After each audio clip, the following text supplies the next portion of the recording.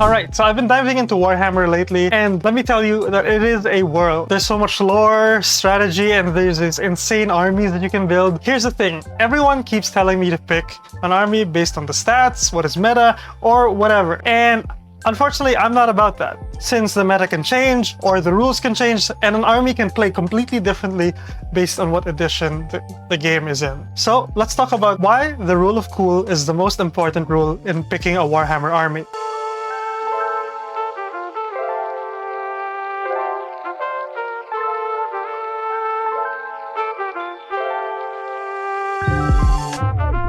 First off, what is the rule of cool? If something looks awesome, feels awesome, or just makes you want to go, hell yeah, that's cool, hell yeah, that's what you go with. And in Warhammer, that's what matters most. Because at the end of the day, you're not always going to be playing the game. A majority of that, especially for me, is all about the painting and the building of the miniatures. And if the army you're building doesn't make you excited, so what's the point? And in the last video, I decided to build a Deathwatch army for the sole reason of it looking so cool to me. I really like the Spec Ops style Deathwatch have, and they really have a striking black and silver aesthetic. And in this video, I'll be continuing my Kill Team Spectres. Now, these guys are primed and base coated, and I'm going to be painting the iconic silver arm the Deathwatch have.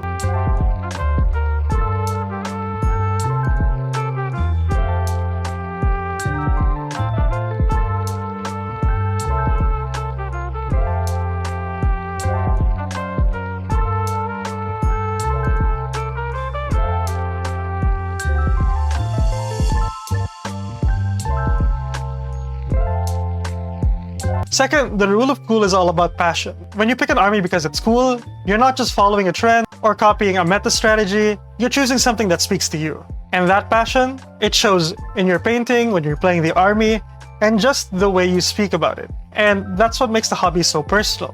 And now that I've painted the silvers on these guys, I'm going to be adding the red accents to the eyes, the bolters, and some of the capes.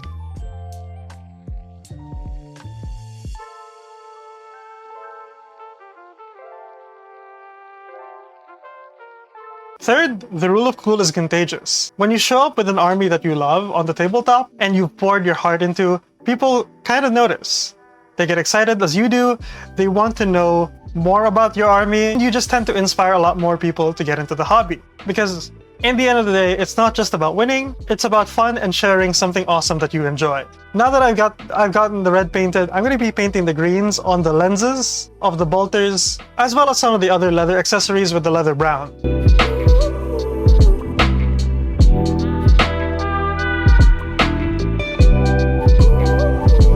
Now for the fourth, the rule of cool keeps you motivated. Now let's be real, painting an army takes a lot of time.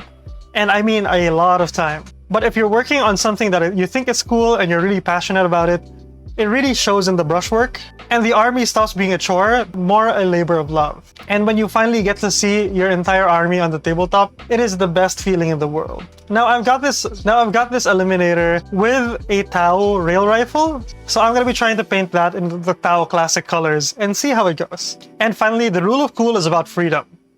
Warhammer is a game, sure, but it's also a creative outlet. It's a chance to build something unique, tell your own story, and do things your own way. Don't let anyone dictate what is right or wrong. If it's cool to you, that's all that matters. So there you have it. This is all I have time for today, painting the 5 models. I'll continue the other 5 in another video. And as for the rule of cool, I hope I've been able to explain why it's necessary to choose something that excites you and something that inspires you instead of trying to follow a meta. And if you're still not sure, just close your eyes, point to a box, and go with it. Trust me, you'll have fun with painting the models either way.